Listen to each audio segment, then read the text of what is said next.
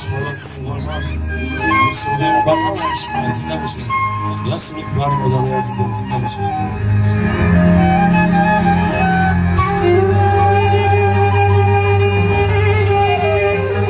ای او چزری خو بچه ناله داره او چمکی نسای جیگرم شد زنباره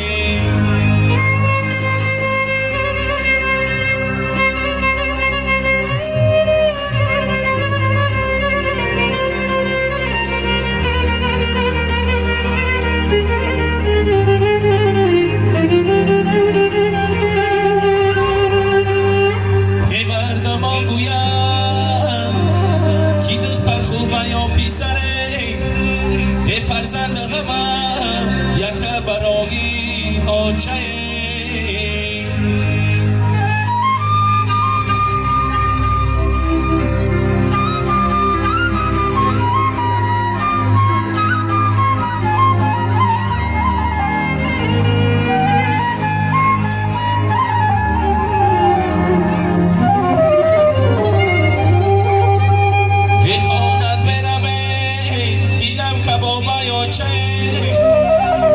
یه سردرد علم چشم و کاری آبه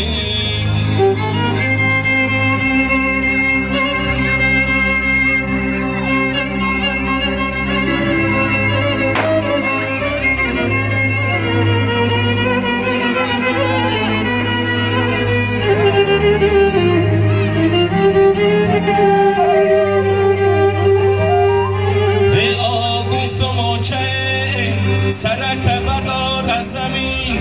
آبو بچه ما تقدیری من بودای همین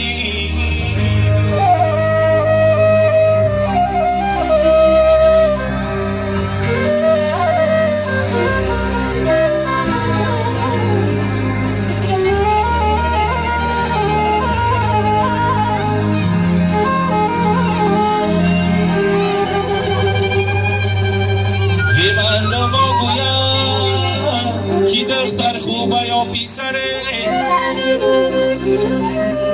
یه فرزند همه یک برای آچه